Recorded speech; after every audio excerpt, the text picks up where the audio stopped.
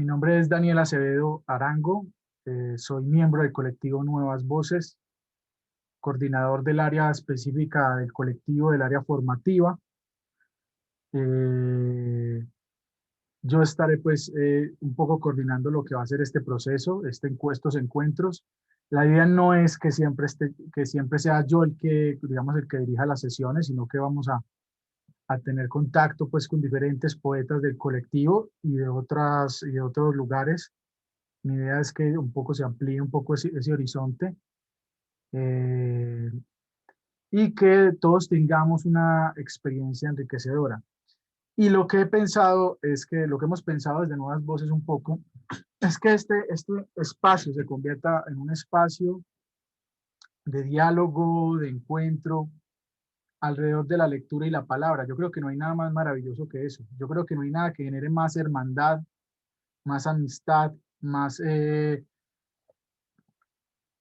genere más lazos, que nos conecte más que que la literatura y la poesía. Yo creo que son esferas del accionar humano que son increíbles y que abren de alguna manera ciertos caminos de encuentro que superan todas las barreras, que superan países, nacionalidades, religiones, ideologías, y que nos encontramos allí, nos encontramos en ese espacio tan bello. Bueno, todos empecemos con esto. Un poco la idea es, como les repito, que la reunión les repito a los que no han llegado, que la reunión sea, tener una reunión así mensual para que no sea muy pesado, sino que esto sea un espacio agradable, que realmente lleguemos de vuelta un mes y digamos, ah, qué rico entrar un rato y conversar, compartir, ojalá tener un vinito, un cafecito para estas charlas, y que de esa manera hacerlas más amenas, ¿no? Más tener un poquito más de calor.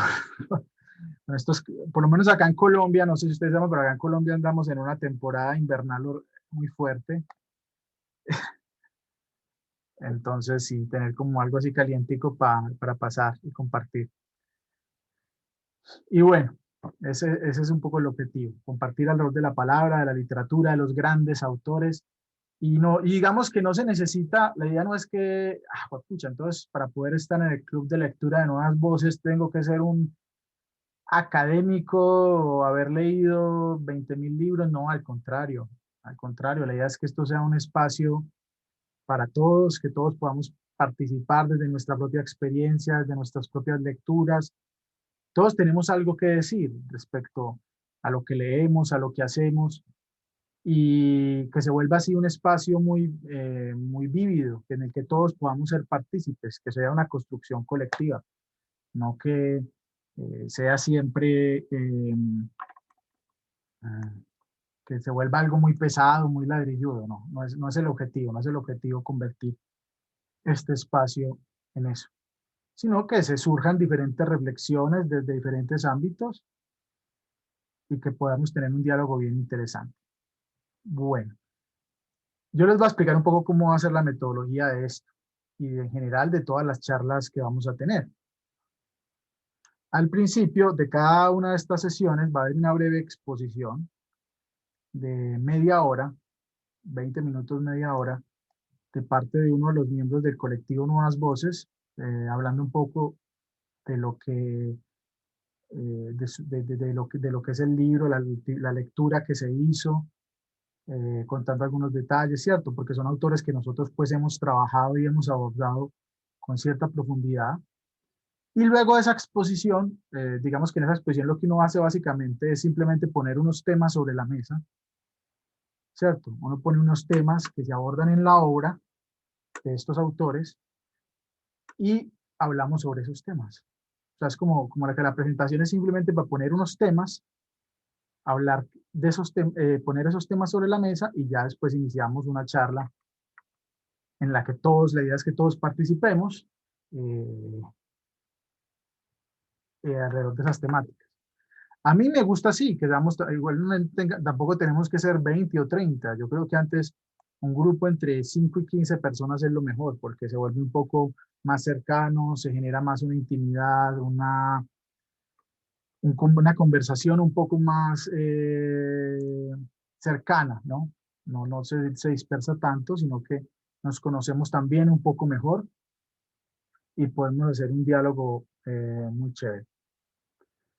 Bueno, les cuento que acá también hay otra persona que también es del club, que también va a estar con nosotros, que es Daniela Córdoba. Dani, saludos. Hola. Ella también va a estar acá con nosotros y otros muchachos de Nuevas Voces que hoy no se pudieron conectar debido a diferentes motivos.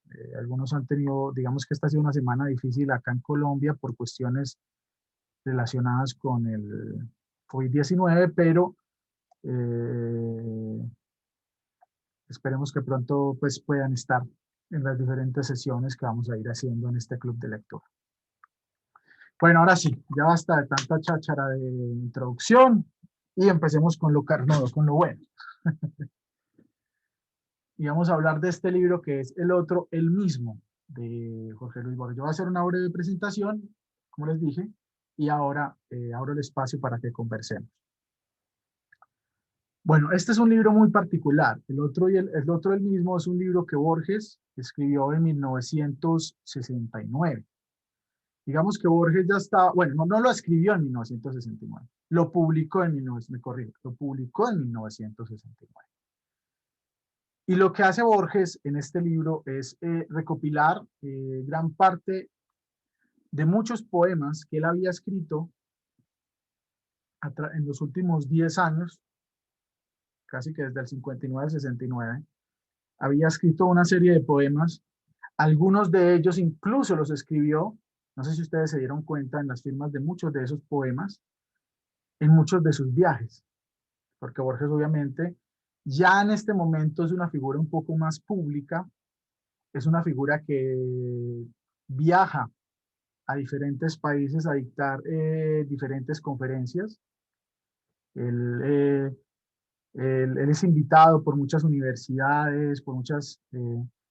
y todo esto pasa porque a finales del gobierno, cuando Perón da el golpe militar en Argentina, Borges, Perón nombra a Borges inspector de Gallina, él era el director de la Biblioteca Nacional.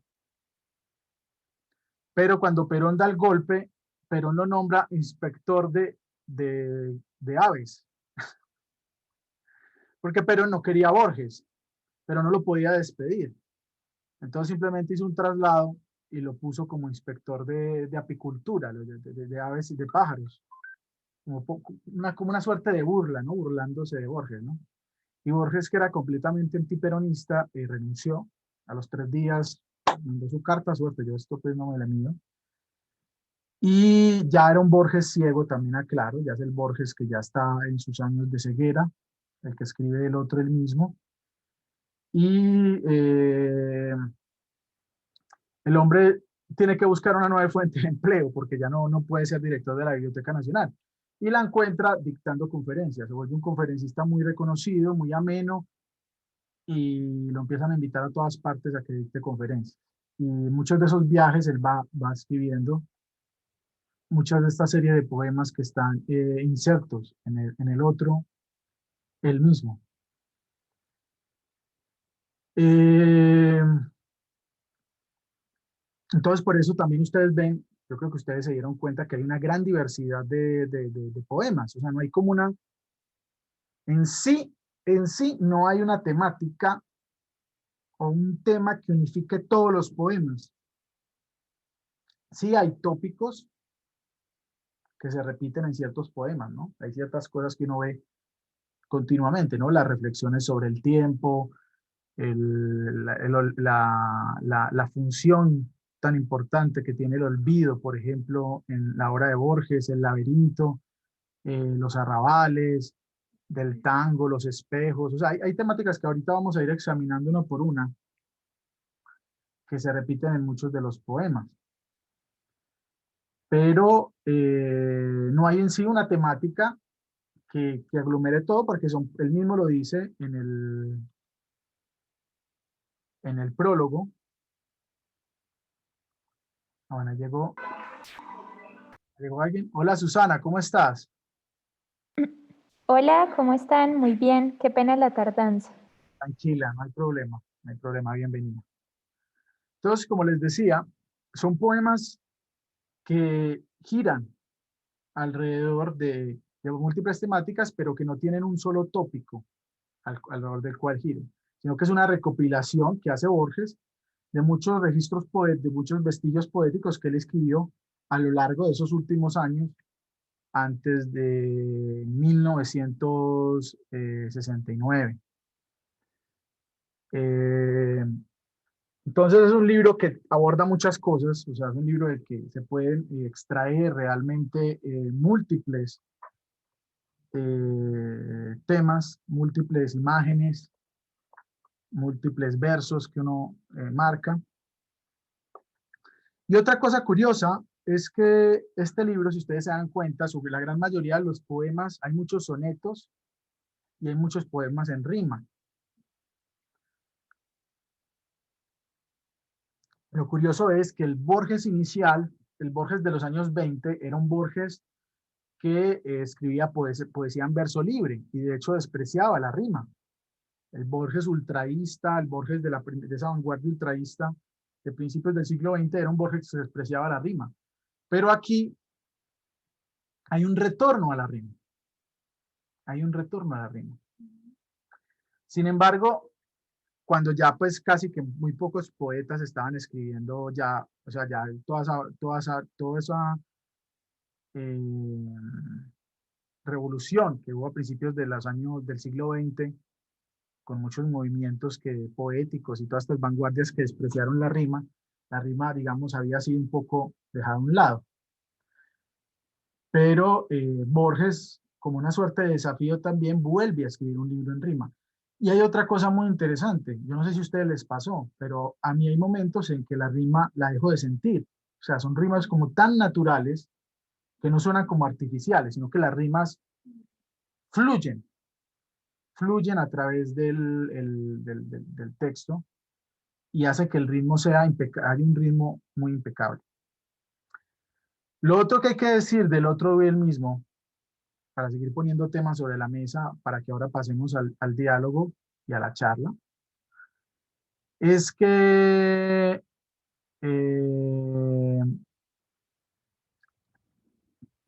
casi siempre el poeta escribe a partir de muchas cosas, ¿no? El poeta tiene una sensibilidad estética hacia su entorno, ¿no?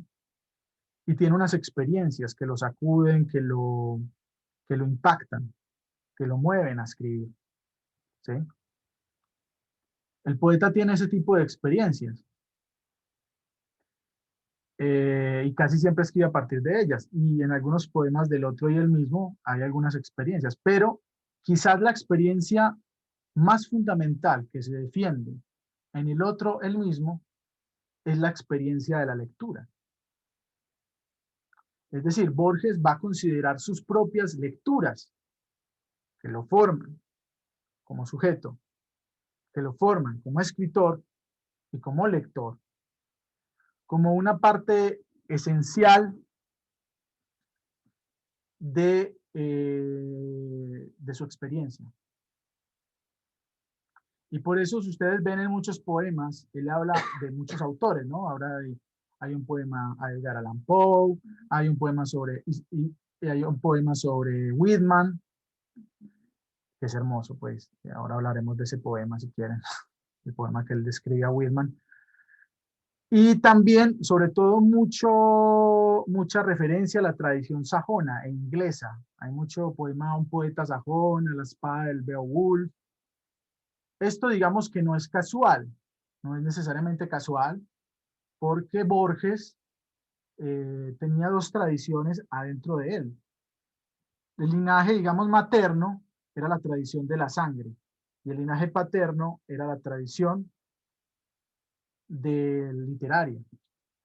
Y digamos que toda la familia de la madre pertenecía a una familia de una clase media alta, porteña de Buenos Aires, y que había tenido un amplio legado en Argentina desde mucho atrás, mientras que la familia del padre era una familia de procedencia inglesa, ¿cierto? La mamá de Borges era inglesa, la abuela paterna de Borges era inglesa. Ella nació en Inglaterra y ahí para atrás eran ingleses. Entonces, digamos que de alguna forma él veía en la tradición inglesa también parte de su propio pasado. Y un poco, si ustedes se dan cuenta, hay una búsqueda fundamental en estos poemas de una identidad. Yo creo que una de las preguntas que circunda al otro o el mismo es ¿quién es Borges? Borges se está preguntando a sí mismo, ¿quién es Borges? ¿Quién es Borges? Y en esa pregunta va a intentar encontrar en las raíces de su pasado y de su presente para intentar definir quién es él. Encontrar una suerte de identidad. Una identidad que al final lo que uno concluye después de leer el libro es que es una multiplicidad, es una identidad múltiple. El mismo Borges habla de un laberinto, ¿no? De líneas que convergen, de ríos que convergen.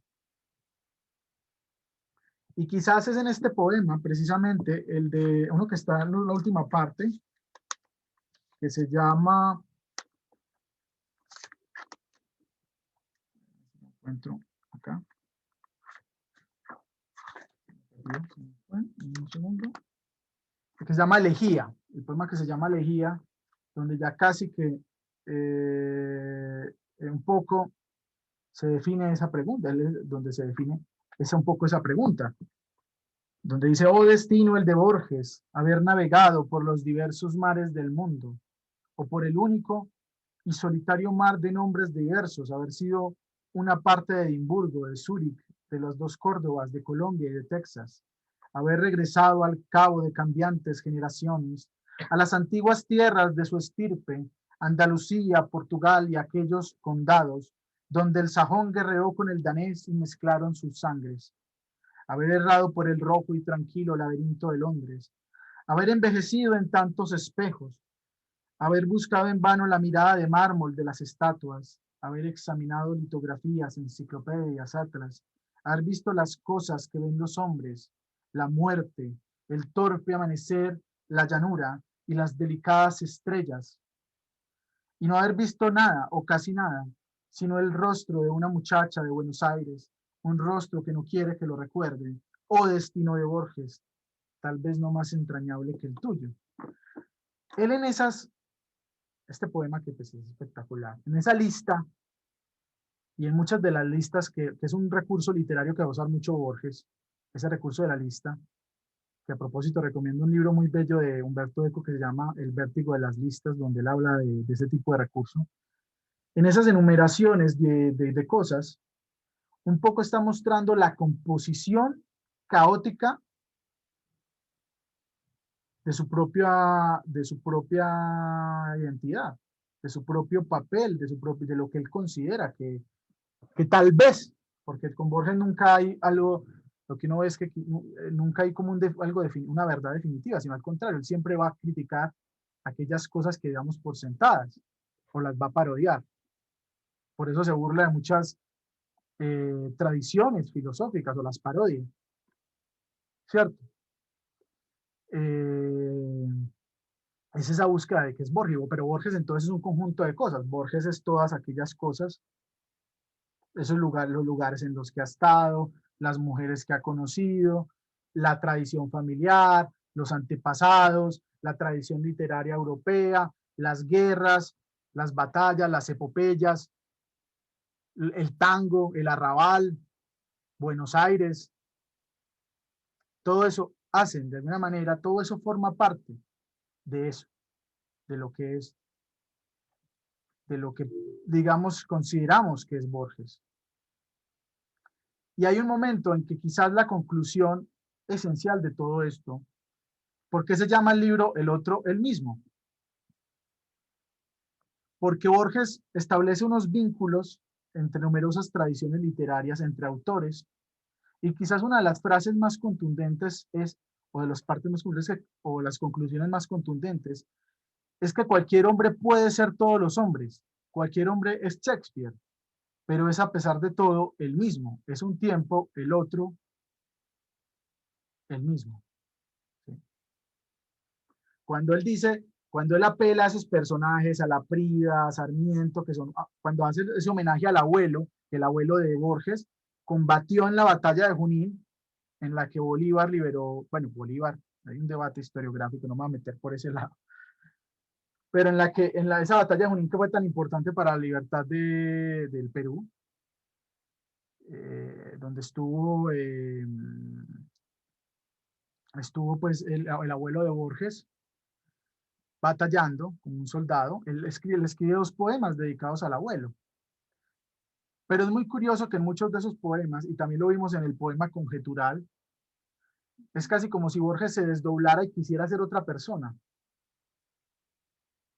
Como si Borges sintiera que parte de lo que, lo que esos soldados fueron, hay algo allí en esa batalla, en estos personajes, que es una parte importante de sí mismo. Por eso dice el otro, el mismo. Porque de alguna forma el otro también nos conforma como sujetos. Nosotros también somos conformados por lo otro. También lo otro nos afecta, nos, nos llama. También lo otro nos conforma, hace parte de nosotros. Y no podemos ignorar eso. No podemos ignorar que lo otro también nos conforma.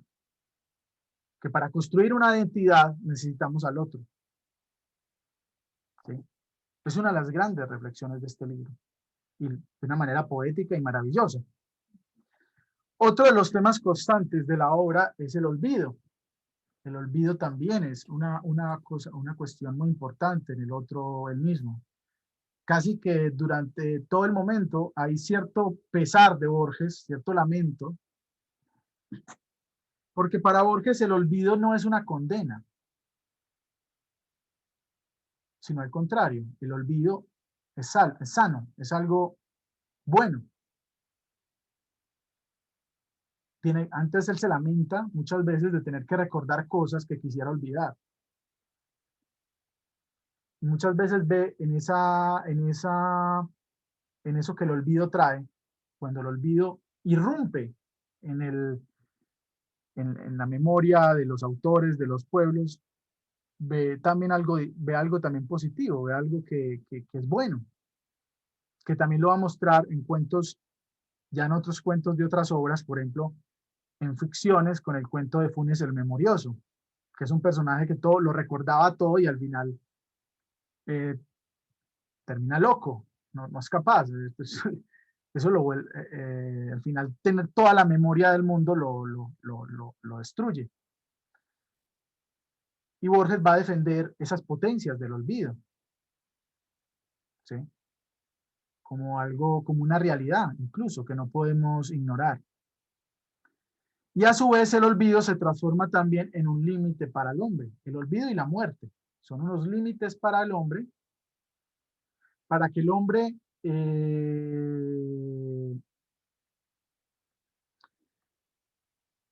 porque unos límites para que el hombre pueda acceder, por ejemplo, a la verdad, para que el hombre pueda lograr una conquista definitiva, sino que de alguna manera todos los sistemas que el hombre construye tienen unos límites, que son el olvido y el lenguaje, y la muerte. ¿Sí? Entonces, por eso todo lo que el hombre construye es imperfecto. Por eso todo lo que el hombre construye es frágil. Por eso todo lo que el hombre construye es endeble. Por eso todo lo que el hombre arma con sus palabras, con sus discursos, con sus manos, en algún momento se cae. Desde una edificación como un sigurat, como la que construyeron los sumerios, hasta un sistema filosófico o un sistema de verdades. Todas esas construcciones al final son endebles. El hombre es frágil y tiene sus límites, pero al mismo tiempo esos límites, tener esos límites lo impulsa a ser grandioso y a intentar hacer grandes cosas.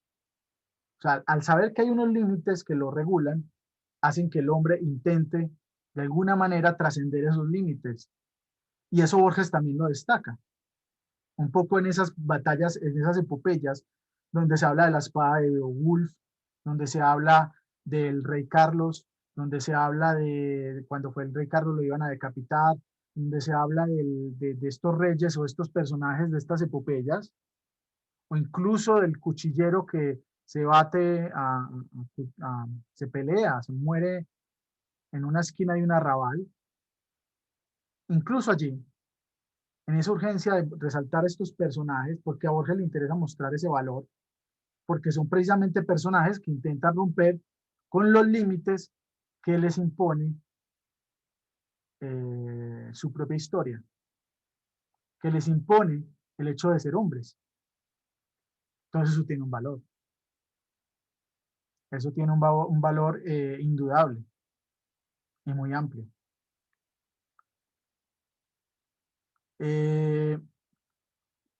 Otra imagen ya para cerrar y no demorarme mucho, me que solo iba a ser media hora, pero esto es un libro muy apasionante y hay tantas cosas para hablar.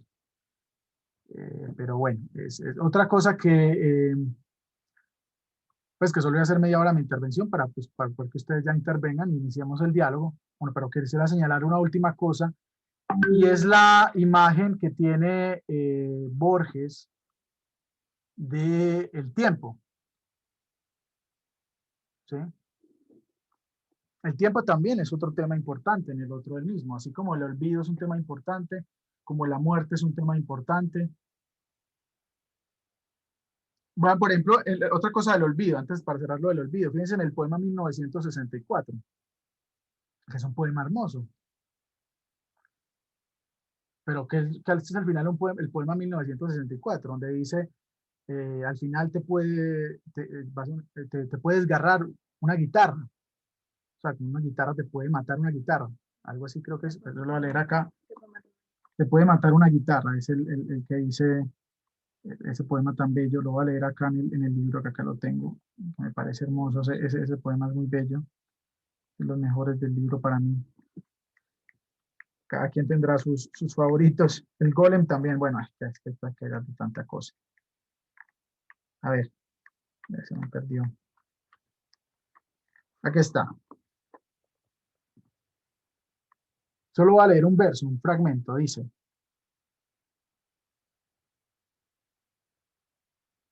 Adiós, adiós las mutuas manos y las sienes que acercaba al amor. Hoy solo tienes la fiel memoria y los desiertos días. Nadie pierde, repites vanamente, sino lo que no tiene y no ha tenido nunca. Pero no basta ser valiente para aprender el arte del olvido. Un símbolo, una rosa te desgarra y te puede matar una guitarra.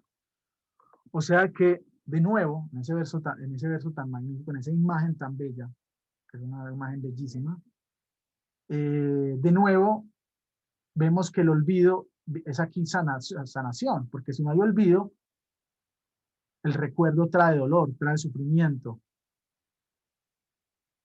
¿Sí? La memoria trae sufrimiento. Bien, ahora sí, vamos al otro tema. El otro tema es el tiempo. El tiempo para Borges, lo vamos a ver en numerosos poemas, para Borges es un laberinto. Borges lo va a definir como un laberinto. Creo que hay un poema en el cierre donde lo dice. Sí, aquí está. En A una moneda, dice. A veces he sentido remordimiento y otras envidia de ti que estás como nosotros en el tiempo y su laberinto y que no lo sabes. Y esa imagen del tiempo como un laberinto, Borges siempre va a tener admiración por los laberintos, no solo en esta obra, sino en múltiples obras, y que vemos también en cuentos como La casa de Asterión, que está en el Aleph, donde se le pone como protagonista al Minotauro, encerrado en el laberinto. Pero el tiempo, ¿por qué es un laberinto? ¿Por qué esa imagen? Porque el tiempo, que es una imagen de él, ahora la escuchamos mucho, pero vemos que en algún momento el primero que tal vez uno conoce, que desde la literatura pensó el tiempo de esta manera, fue Borges. Y lo que hay allí es una noción de que, fíjense que Borges, en esos poemas, establece conexiones temporales increíbles entre un personaje que vivió en la Edad Media y un cuchillero. De hecho, hay un poema, un microrelato que no está acá, que no está en el otro del mismo, donde él establece una relación entre Julio César y un cuchillero.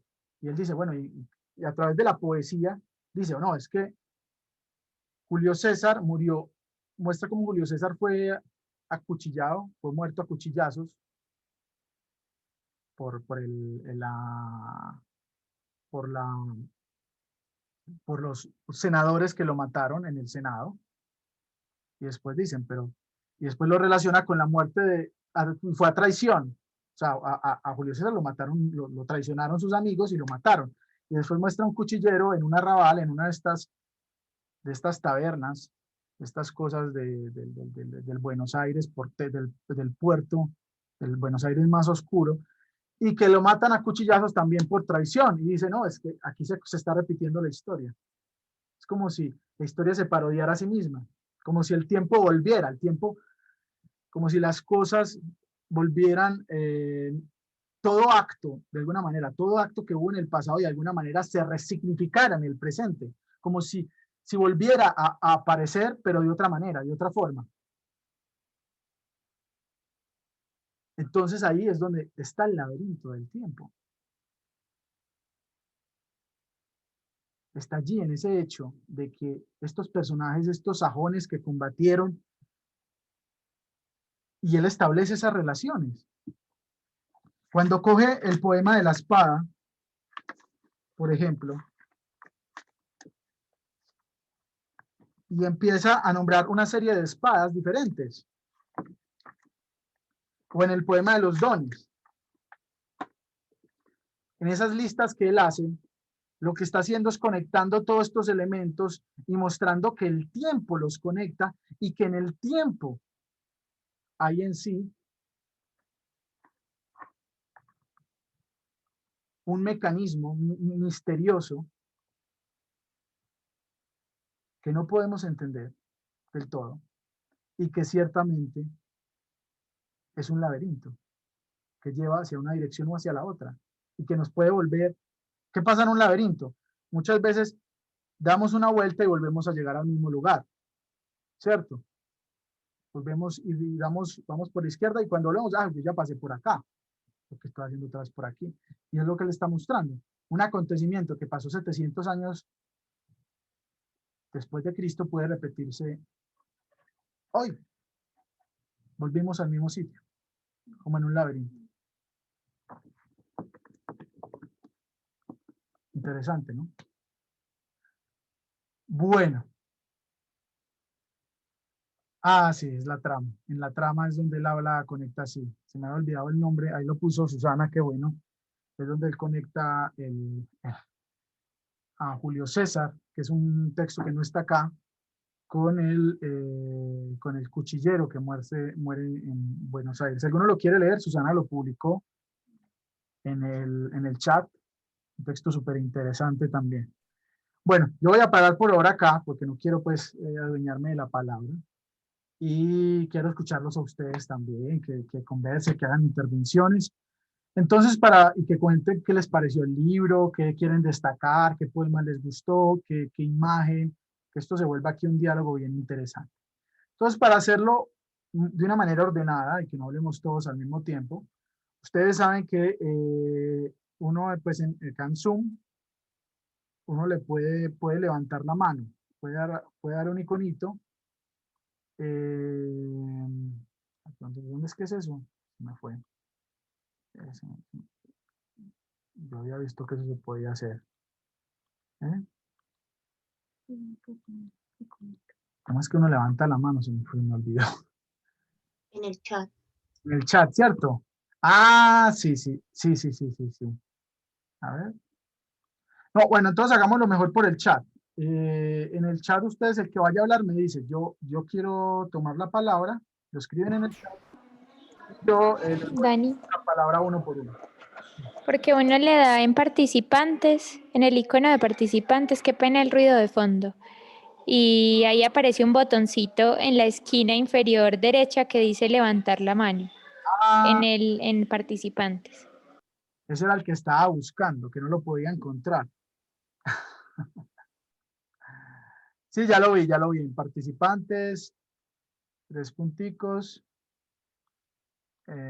Participantes, levantar la mano, sí. Sí, ya vi. Entonces vamos a hacer una cosa. El que quiera hablar, me va a levantar la mano y yo les voy dando la palabra para que hagamos esto de una manera organizada. ¿Listo? ¿Quién quiere empezar comentando o hablando?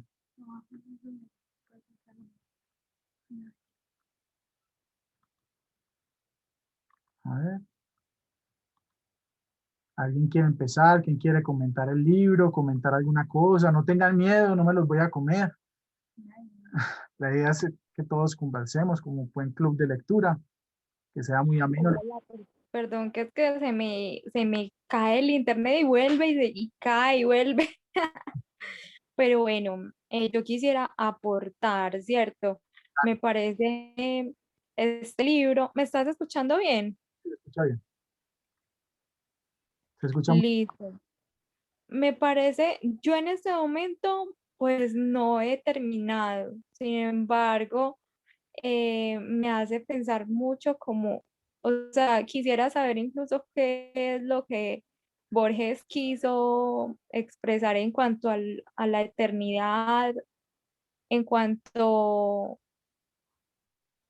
o sea, es como un abrir los ojos ante una realidad muy diferente en toda la parte de cómo le ocurrían las cosas, ¿cierto?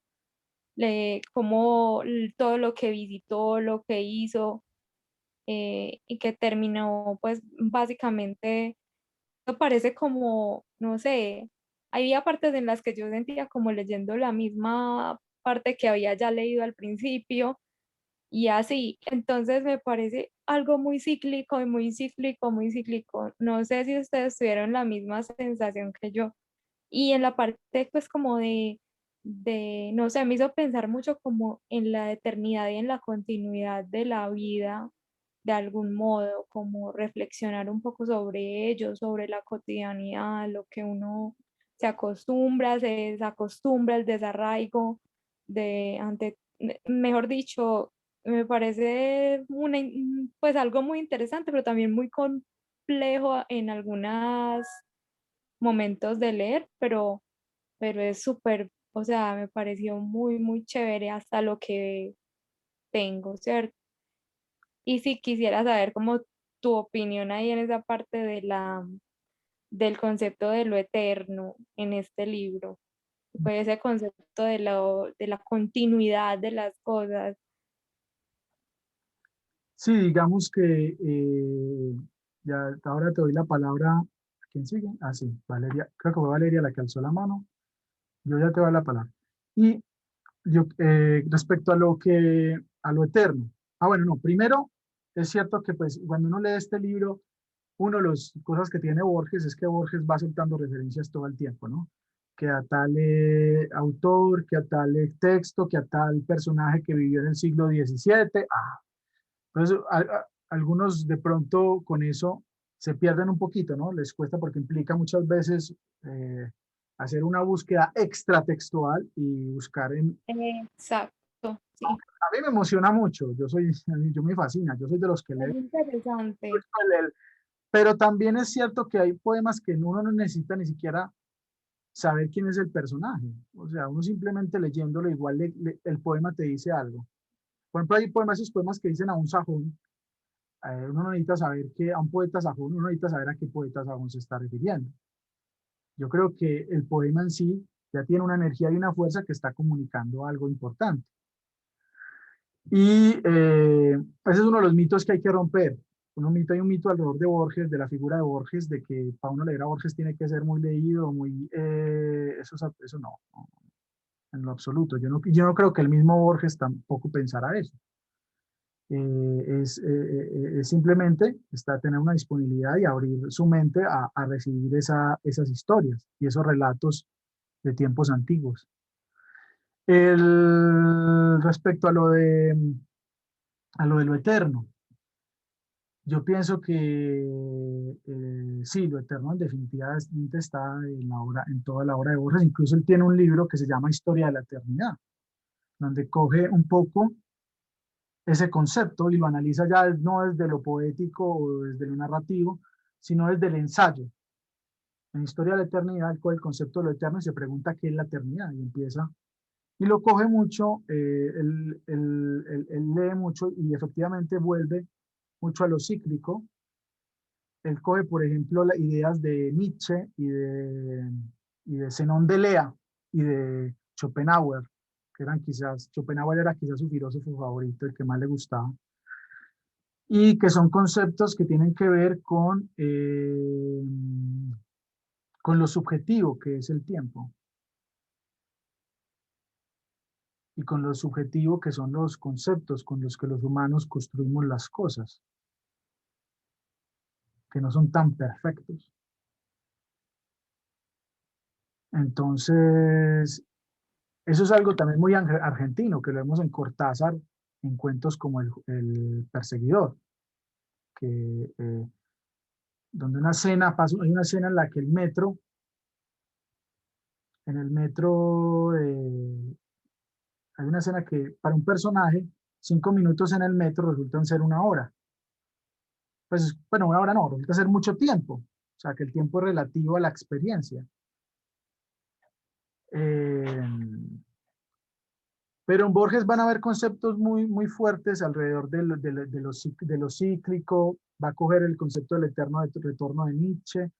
Y es mucho de que hay muchas cosas que vuelven. Por eso el tiempo es un laberinto. Muchas cosas que vuelven y se repiten. De otra manera, ¿no? Pero se repiten. Personajes que aparecen en el siglo XVII y vuelven una y otra vez. Entonces, ahí es donde está la fuerza de lo eterno, que parece que...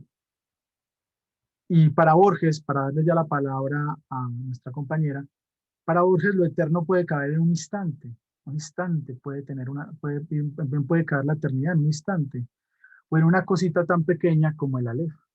El Aleph, si tú lees el cuento del Aleph, es un objeto muy pequeño donde están todas las cosas. Y quizás es eso, una referencia a que en el instante caben todos los instantes, que en un nombre caben todos los nombres.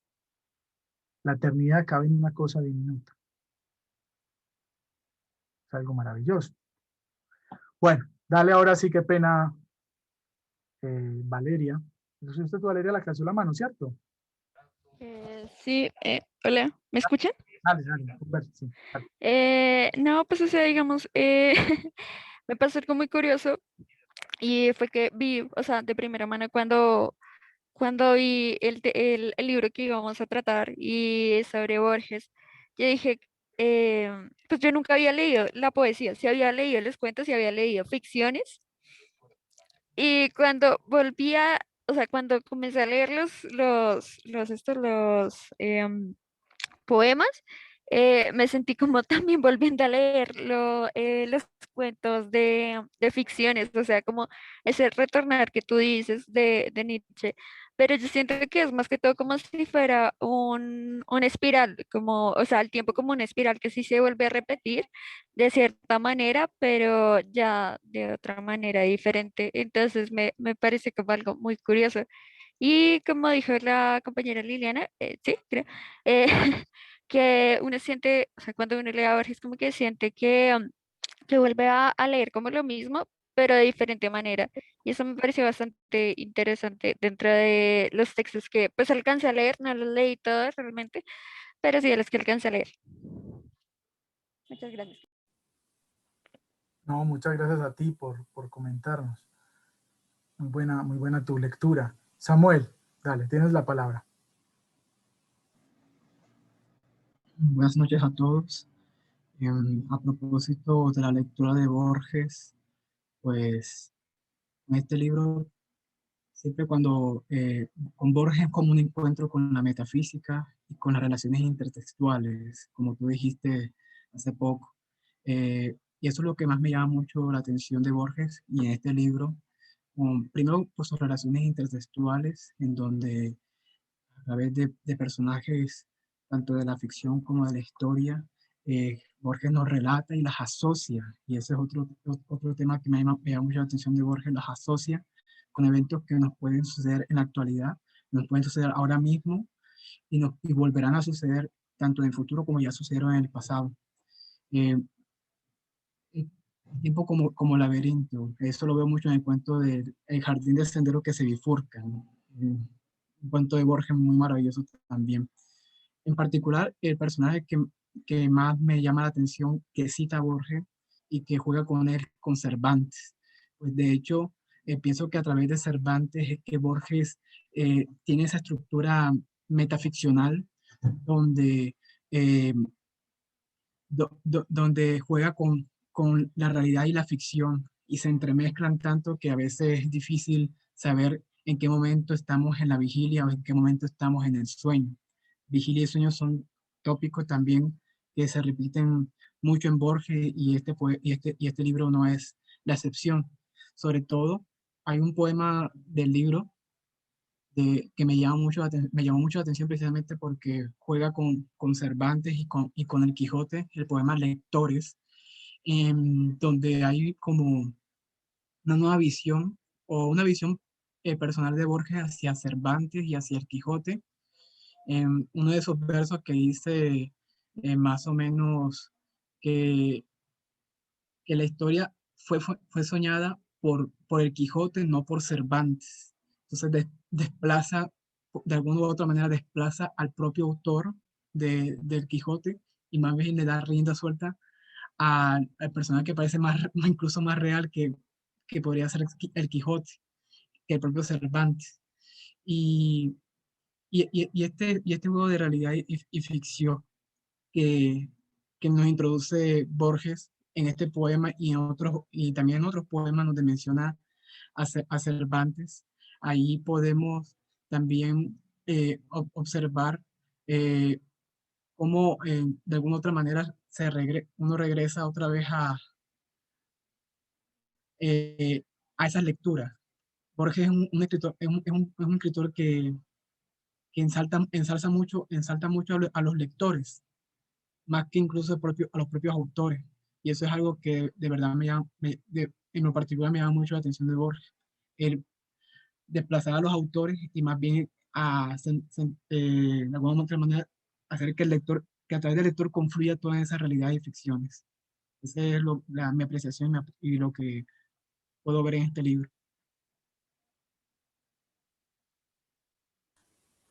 Muchas gracias, Samuel, por tu lectura, por tu visión, que me parece un aporte muy interesante. Y de hecho sí, él tiene una conexión con Cervantes muy particular, que también la vimos en este cuento que escribe que es Pierre Menard, autor del Quijote, ¿no? Un poco él intenta jugar un poco con esa imagen, lo que tú dices, que muestra como si fuera la historia, es del Quijote y no de Cervantes. Él ahí hace como una inversión muy interesante, ¿no? Entre el autor y el personaje, juega un poco con esos conceptos que me parece muy válido, son unos juegos muy interesantes. Y bueno, y en Pierre Menard, que hace que hace una cosa loquísima, ¿no? Que hace que un autor ficcional, en ficciones, cree otra versión del Quijote, ¿no? Una cosa así muy, muy extraña. En ese cuento maravilloso. Y sí, los tópicos del sueño están, claro. El tópico del sueño me parece que es fundamental y lo vemos también en las ruinas circulares, ¿no? El hombre que es soñado. Y acá una pregunta que va a hacer mucho Borges y que yo creo que lo toma mucho hay un microrelato, una pequeña enunciado que el Borges lo retoma en la antología de literatura fantástica, que la escribe con Silvina Ocampo y Bioy Casares, donde él toma un texto chino, que si no me equivoco el autor es anónimo, que se llama Chuan Tzu. Y la pregunta interesante es, ¿quién sueña? ¿Chuan Tzu sueña a la mariposa o la mariposa sueña a Chuan Tzu? Así es. O la mariposa sueña que es Chuan Tzu. Entonces, la pregunta de Borges, y casi que en muchos de los poemas también del otro y el mismo están presentes, es aparte en esa pregunta también de quién es Borges, si quieres, termíneme. De quién es Borges, es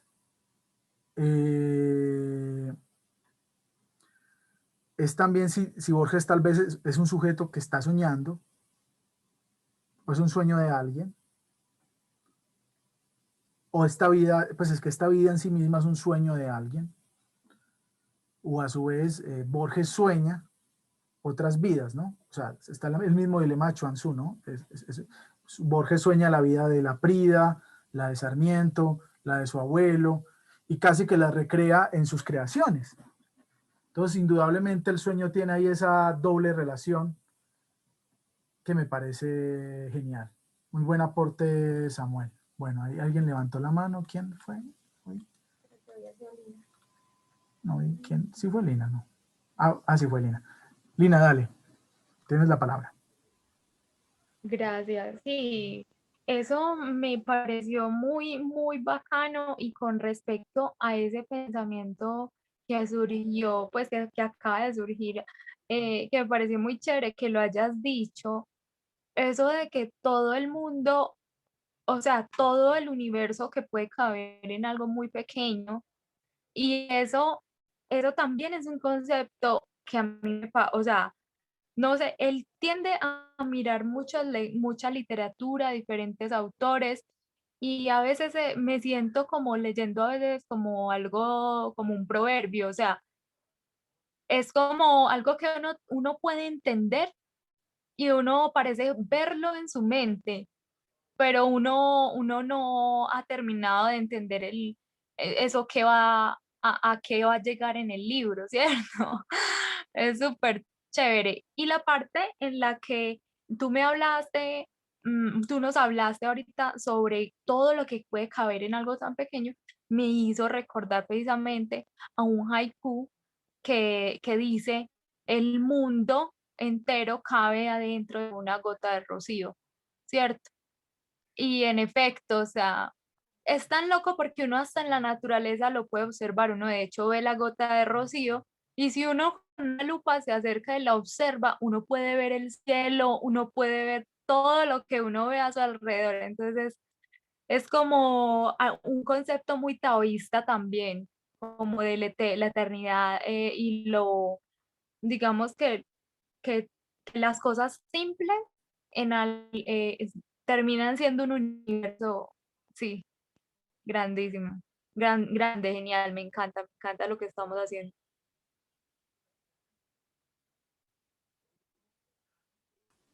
No, me parece un excelente aporte porque de hecho Borges fue un gran admirador de la tradición oriental y llegó a escribir haikus también y a traducirlos. Él estaba muy fascinado con el oriente, un poco con esto. Y Sí, es sí, un libro que se llama ¿Qué es el budismo? Te lo recomiendo mucho.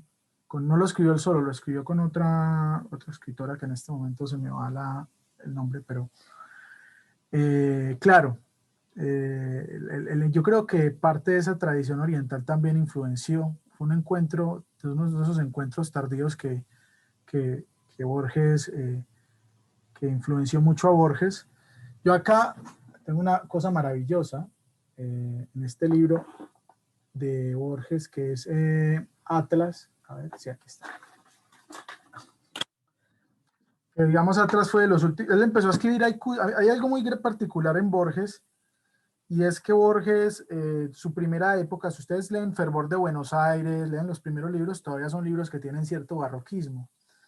Pero a medida que Borges va madurando, cada vez tiende más, no a lo simple, porque no es lo simple, no llamemos simple, simple me parece un adjetivo muy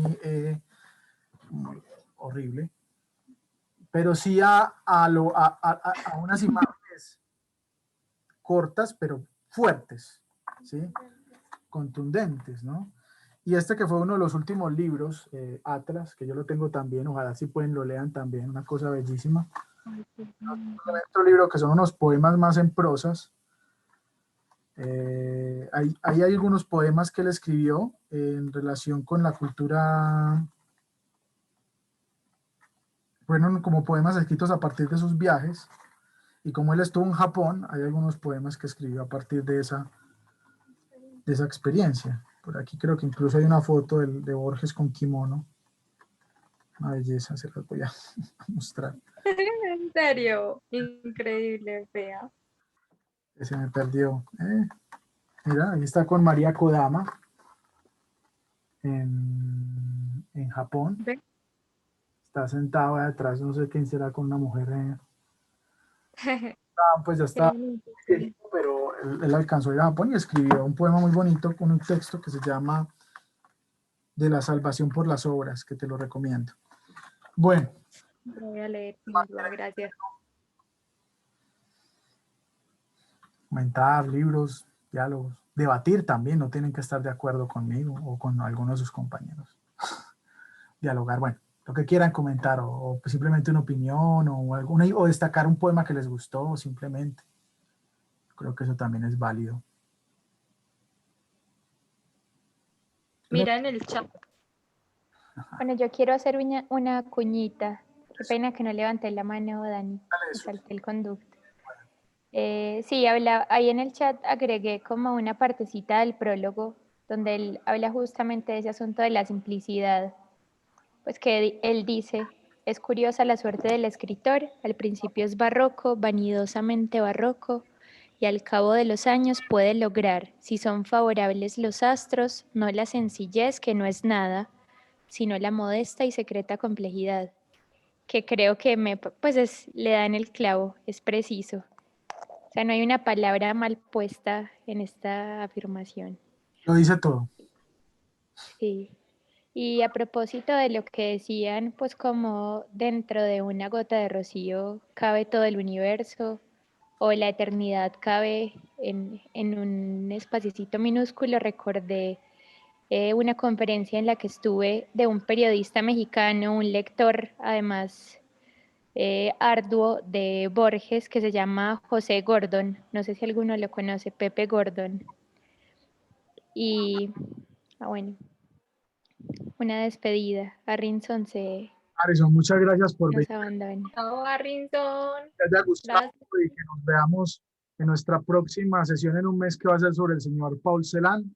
Así que por acá te esperamos. Emociones, es muy buena. Sí. Dale, dale, un abrazo para todos. Gracias.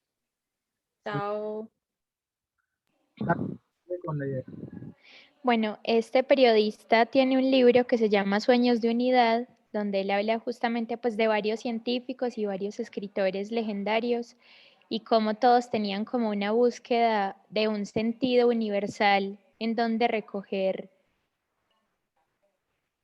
digamos, como los pensamientos que habían encontrado, los hallazgos que habían encontrado a lo largo de su vida, como sintetizarlos en una sola idea, o sea, como si pudieran intentar, a partir de todo lo que saben, de todo lo que conocen, de todo lo que los maravilla, intentar sintetizar eso en una sola gota, justamente, o en una sola palabra, en una sola expresión, y él llama a eso sueños de unidad, y que es algo que todos los seres humanos compartimos, y es como pretendemos que todo tenga una conexión, que todo tenga un sentido completo, a pesar de que todas las piezas que lo conforman son múltiples, son heterogéneas, son desordenadas en algunos casos. Pero entonces él dice que tanto en la ciencia como en el arte, como en la literatura, hay esa búsqueda, ese hambre por encontrar un punto pequeño, una frase pequeña, donde todo lo que nosotros podemos pensar se encuentre reunido y entonces tenga un sentido completo ese azar.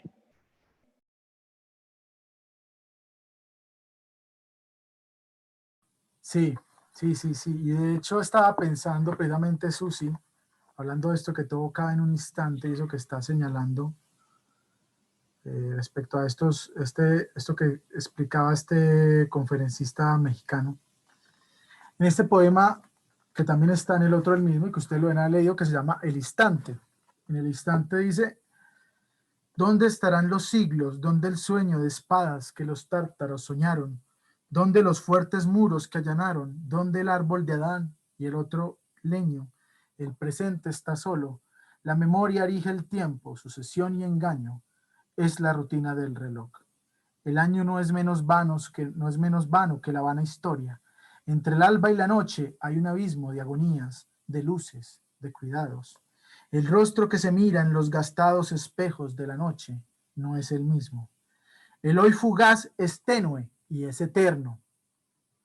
Otro cielo no esperes, ni otro infierno. Ese último verso me parece clave. El hoy fugaz es tenue y es eterno.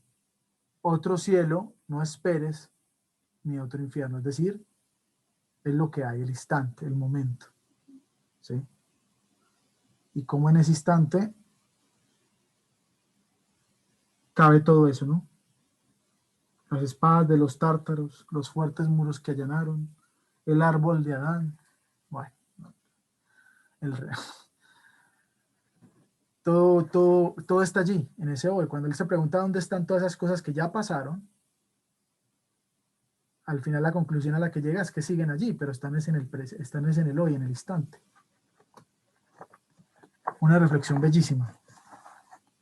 Reflexión bellísima. Y bueno, quería leer otra cosita, pero primero quiero ver si alguno quiere decir algo más. Sí, ahí en eso, o sea, ahí por ejemplo menciona ese concepto de lo que es el instante, lo que es eterno. Uf, es que eso, o sea, no sé, es que siento muchas cosas, pero es como, mm, pues habiendo leído la ley y sabiendo pues como su literatura, el recorrido con los haiku, porque fue una gran referencia para mí para escribir Borges.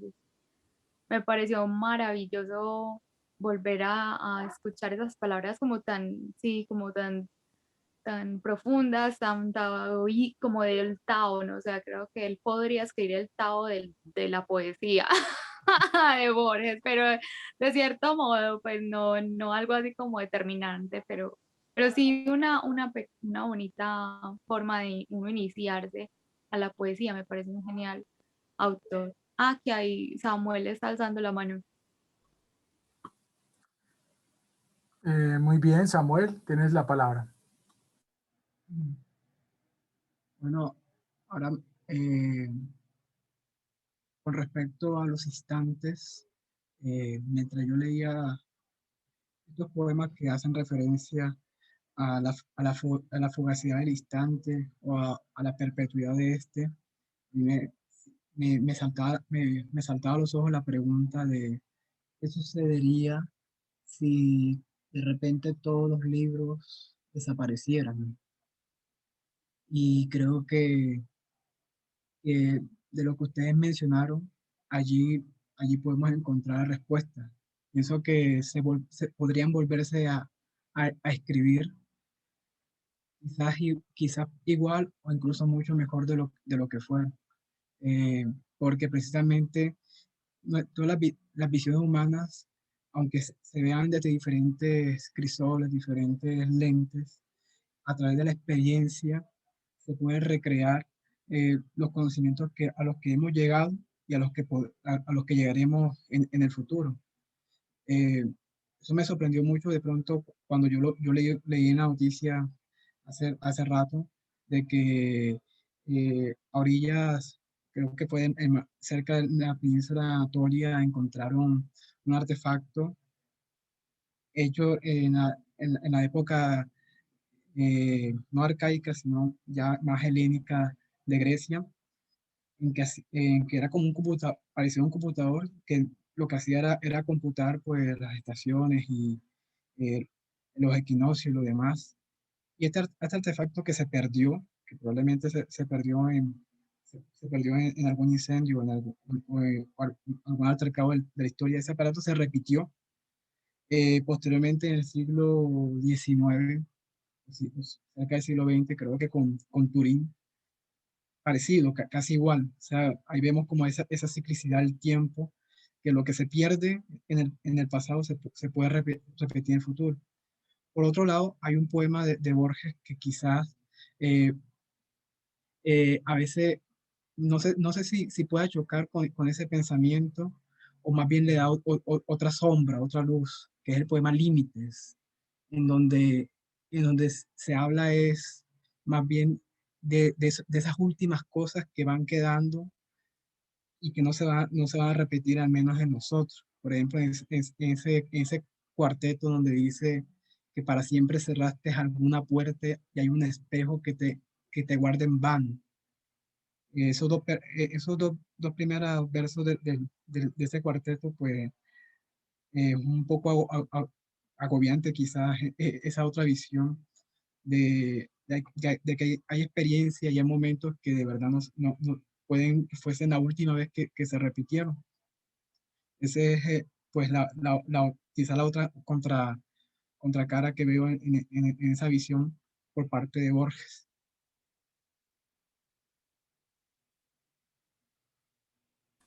Muy bien, Samuel. No, me parece súper interesante esa conexión que estás estableciendo. Yo creo que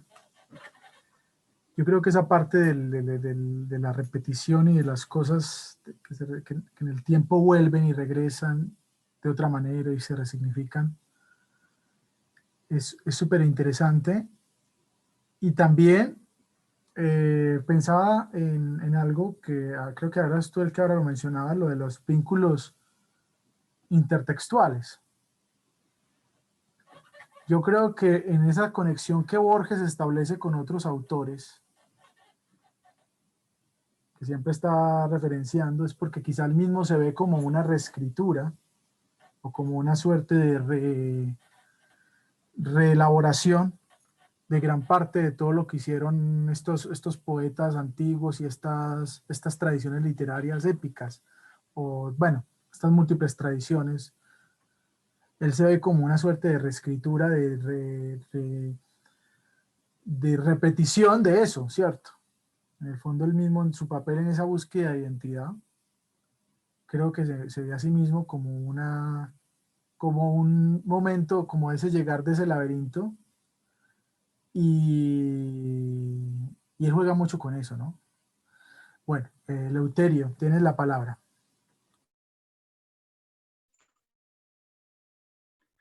Gracias. Buenas noches a todos. Desde México. A mí me parece muy interesante y creo que oportuno está comentando ahorita Samuel y lo que agregas. ¿Sí me escuchan? Se te está cortando un poquito, como que se va la señal, ¿verdad? Sí, he estado batallando bastante porque me saca cada internet, pero voy a tratar de ser breve. Efectivamente, me gusta mucho explotar mucho ese tema de la hipertextualidad en la obra poética de Borges, porque al fin y al cabo Borges es un viajero en el tiempo.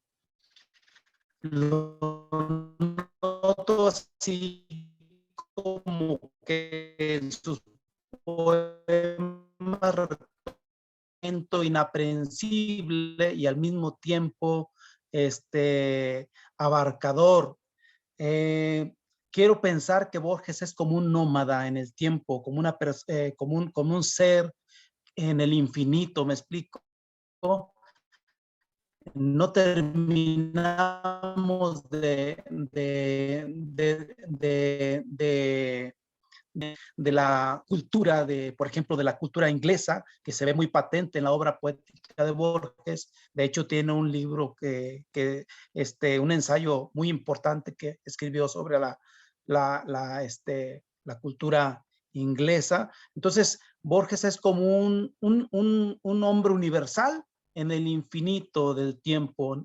no tiene un inicio, no tiene un alfa y un omega su obra. Su obra queda establecida para siempre como si fuera una obra imperecedera y no tiene un antes ni un después, sino que se queda prácticamente cristalizada en el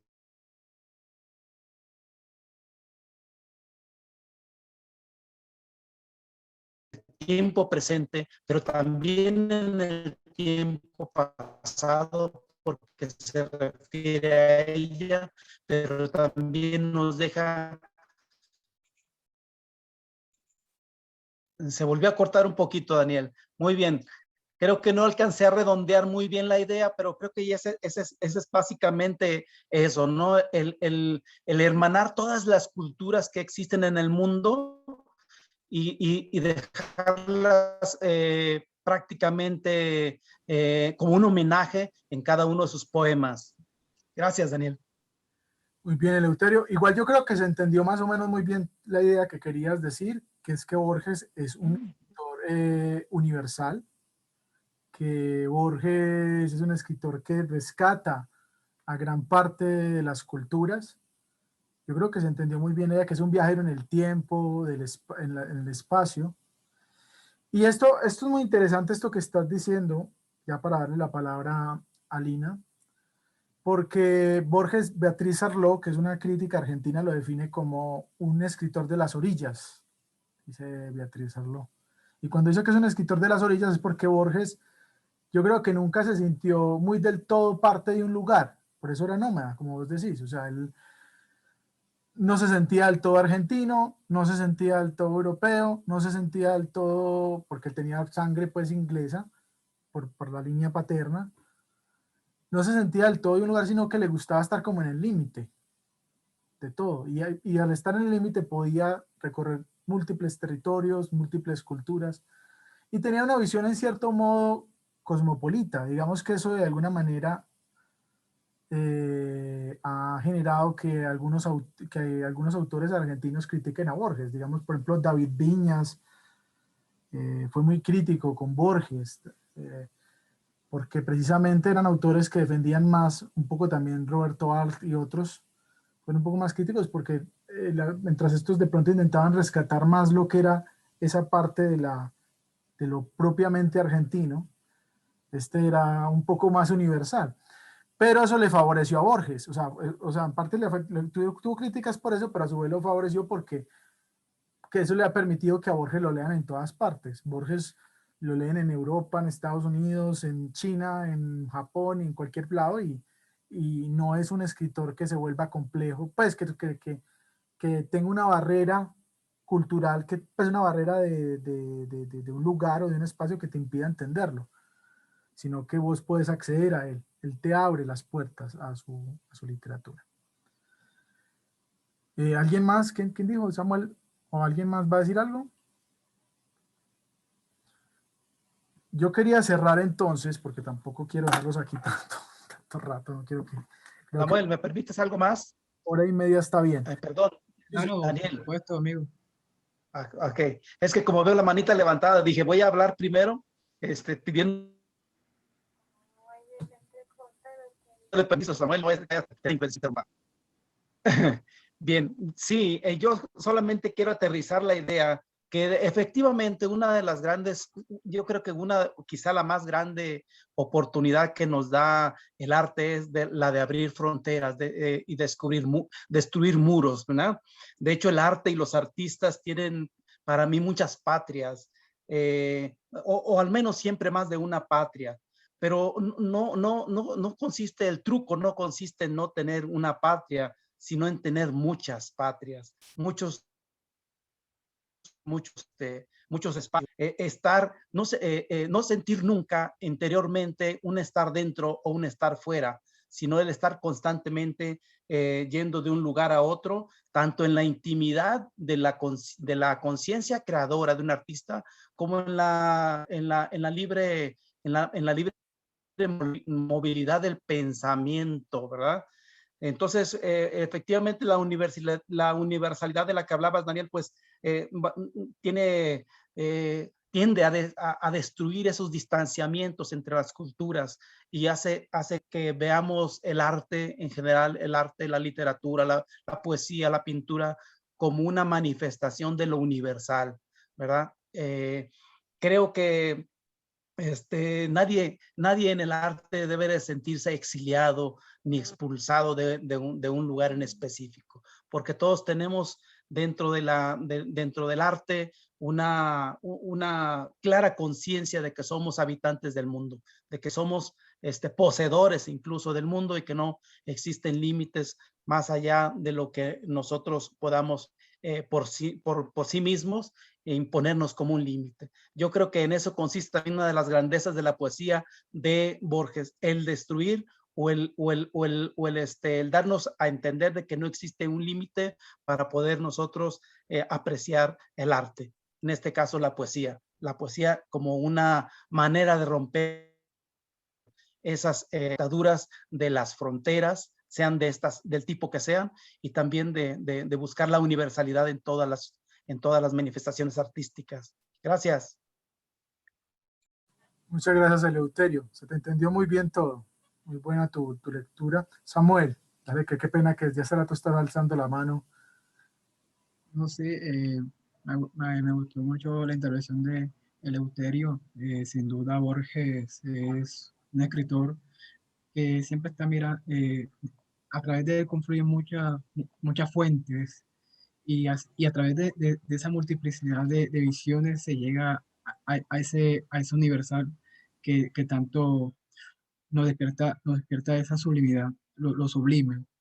Eh, por otro lado, también yo veo en Borja, aunque él habló mucho de temas universales, también habló de temas demasiado argentinos, bueno, con otros libros, por ejemplo, de Evaristo Carriego, en sus ensayos sobre el tango, o sobre la poesía gauchesca.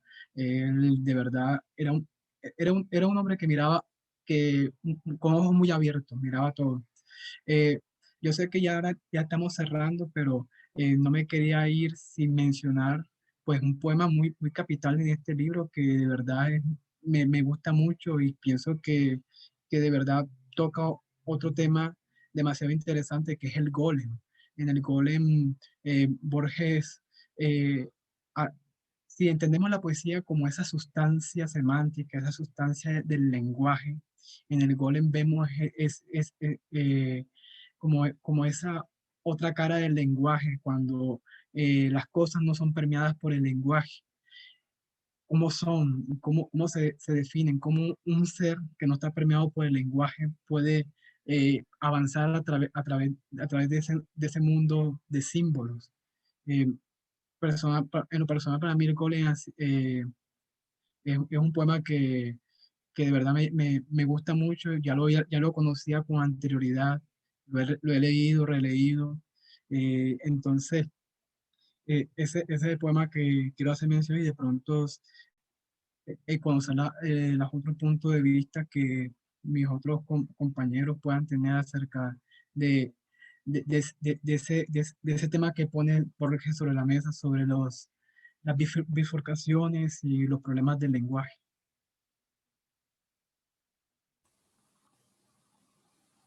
Lo del golem, ese poema es magistral, es de los mejores del texto y a mí me encanta, ¿no? Y sobre todo esa parte del cierre, ¿no? Que es muy bonita. Todo este rabino, pues, que le está enseñando al golem El rabí lo miraba con ternura y con algún horror. ¿Cómo? Se dijo, puede engendrar este penoso hijo puede engendrar este penoso hijo y la inacción de G, que es la cordura. Porque di en agregar a la infinita serie un símbolo más.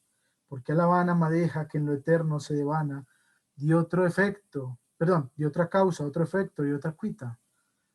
En la hora de la angustia y de luz vaga, en su golem los ojos detenía. ¿Quién nos dirá las cosas que sentía Dios al mirar a su rabino en Praga? Pucha, ese cierre. Claro, porque de alguna manera el rabino también se convirtió en un Dios al crear, ¿no? Hay un juego ahí bellísimo, bellísimo. Y lo que tú decías del lenguaje me parece muy importante, que el poema, efectivamente, el poema gira mucho alrededor de eso. y que también está presente en el prólogo del libro, ¿no? Cuando dice que Pater escribió que todas las artes propenden a la condición de la música. ¿Acaso porque en ella el fondo es la forma, ya que no podemos referir una melodía como podemos referir las líneas generales de un cuento? La poesía, admitido ese dictamen, sería un arte híbrido, la sujeción de un sistema abstracto de símbolos, el lenguaje a fines musicales. Los diccionarios tienen la culpa de ese concepto erróneo.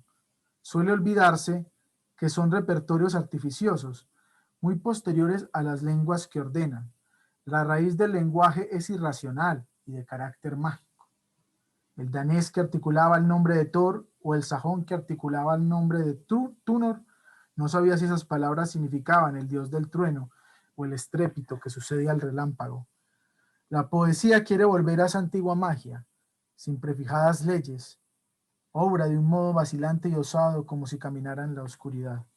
Ajedrez misterioso, la poesía, cuyo tablero y cuyas piezas cambian como en un sueño, y sobre el cual me inclinaré después de haber muerto.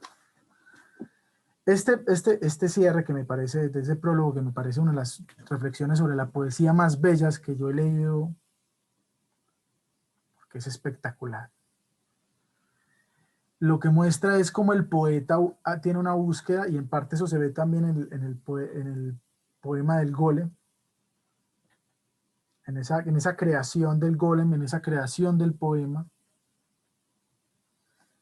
de esa magia antigua, ¿no? Y es lo que las palabras en sí encarnan.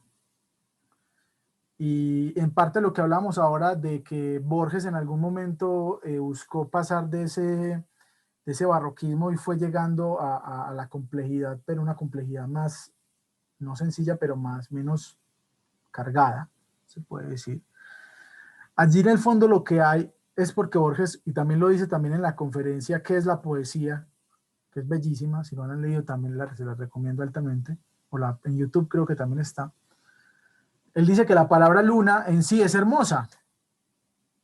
La palabra luna es muy bella.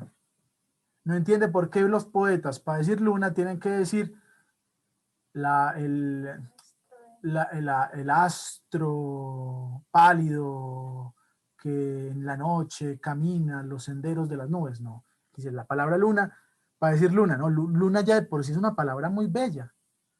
Es la reflexión que hace él. ¿Por qué tenemos que, con la palabra rosa, también lo hace con la palabra rosa? Y un poco lo que le está mostrando es que las palabras de por sí tienen una magia antigua que se ha perdido y que él quiere recuperar. Y que los poetas antiguos, los de esas edas, Sturluson, Snorri, Sturluson, todos estos poetas de estas odas antiguas, eran conscientes de esa magia de esas palabras. Y que tal vez ahora estos poemas, estos poetas nórdicos de todas estas regiones, y un poco también los japoneses que escriben en los haikus, eran conscientes de esa magia, y Borges le interesa volver a la magia del lenguaje, esa magia antigua, sagrada, que tiene el lenguaje. Y a mí eso me parece increíble, una empresa maravillosa, increíble. Encontrar esas palabras que realmente en sí mismas tienen esa belleza intrínseca, esa musicalidad más allá de cualquier otra cosa. ¿Quién más quiere decir algo? Muy buen aporte, Samuel. No, ese poema Golem es increíble. O sea, es de lo mejor que tiene el libro. Y que también toca el tema del sueño, entre otras cosas. Bueno, incluso van acá el inicio del poema, ¿no? Cuando empieza.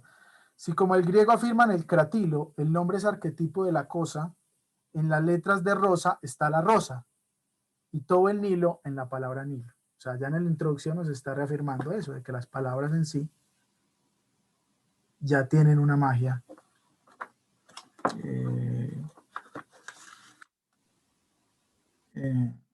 Y que también se conecta un poco con las tradiciones hebreas. Un poco la cábala juega con los nombres. La cábala, que es este sistema un poco mágico que tenían los judíos, pues que todavía algunos creen en él. Era un poco ese juego, es este árbol de la vida que desarrollan los hebreos y todos estos elementos. Era el poder que tenían los nombres, que tenían las palabras, ¿no? Y la cábala tiene esa mística de que el que conozca el verdadero nombre de Dios va a tener cierto poder, ¿no? Va a tener el que conozca, el que logre nombrar a Dios, que logre tener su verdadero, dar con el nombre verdadero de Dios, con la palabra que nombra a Dios, de alguna manera va a alcanzar cierta trascendencia de su propia subjetividad y va a poder conectarse con la divinidad. Una cosa increíble, increíble. Y que Borges obviamente leyó y lo tuvo muy en cuenta. Bueno, unas 2, 3 últimas intervenciones que quieran decir para cerrar. También comentarios si les gustó o no les gustó, si les gusta esta propuesta. Dale, Eleuterio. Sí, Daniel. A mí, me encantó este círculo de lectura que has creado. Yo quiero aportarle un poquito a la lectura que se hizo de este libro, que no lo leí todo tampoco yo, pero creo que también algo con el tiempo el lector va a ir desarrollando como que ese olfato para ver que hay ciertos poemas que son esenciales, ¿verdad? Entonces yo como que me iba más bien a los poemas que de acuerdo al título me sonaban un poco más, como que más interesantes. Y quiero terminar ya mi participación en este círculo de lectura con dos versos del poema El Instante, que es un poema bellísimo que me encantó y que se refiere a esa fugacidad del tiempo. Fíjate que analizando, se han gastado litros de tinta, a veces en textos, por ejemplo, de autoayuda, en donde nos dicen que es necesario, es indispensable aprovechar el tiempo, es lo mejor que puede hacer una persona, ¿no? Nos han remachado tanto al decirnos, oh, es que tienes que emplear el presente, no hay otro tiempo más que el presente, el futuro no sabemos si vendrá, el pasado ya se ha ido, etcétera, etcétera. Y nos han inculcado mucho en la cultura moderna la importancia del presente y de aprovecharlo. Y aquí hay dos versos que creo que aluden a esa obsesión por el presente. Dice Borges en los dos últimos versos de El Instante, dice, el hoy fugaz es tenue y es eterno. Otro cielo no esperes, ni otro infierno. Entonces, parecen dos versos muy, muy lapidarios de Borges, en donde nos dice pues que todo lo que vamos a hacer en el instante presente, en el instante mismo en que respiramos, en cada uno de los momentos que vivimos, ese será nuestro infierno o será nuestro cielo, ¿verdad? Y no hace falta, como tú decías hace rato con el concepto o con y no hace falta derrochar tantas páginas para decirnos tantas cosas que ya Borges nos dice en estos dos pequeños versos, ¿verdad? Creo que Borges ha sido también durante mucho, a través de toda su poesía, un experto en utilizar las palabras precisas, ¿verdad? Sin tener tanto preciosismo en el lenguaje, sino que lo dice de manera directa y utilizando, como tú dices, las palabras que en esencia ya son poéticas y no hace falta adornarlas con tantos epítetos o cosas así. Me parece muy, muy bueno el apunte que haces sobre eso. Y estos dos versos me parecen ejemplares en cuanto a la concisión y a la intensidad del pensamiento que quiere transmitirnos Borges sobre el presente. Gracias. Muchas gracias, Eleuterio. Son magistrales esos versos. Son magistrales, sí. Me gustan muchísimo. ¿Quién más quiere decir algo más? Una cosita ya para cerrar.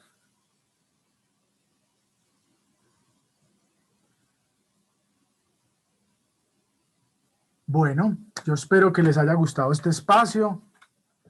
Yo espero que encuentren aquí un espacio muy, muy chévere para estos diálogos, para estos encuentros alrededor de los libros, que esto realmente sea un club, que todos participemos. Ustedes también pueden proponer libros, yo no crean que, Muchas gracias. no crean que aquí pues nosotros vamos a empezar con una lista de algunos libros para leer, pero la idea es que ustedes también propongan y que juntos construyamos esto y que se vuelva algo en la que todos realmente la pasemos bien, seamos partícipes y también nos divirtamos, porque esto es una pasión alrededor de la lectura. Claro que sí.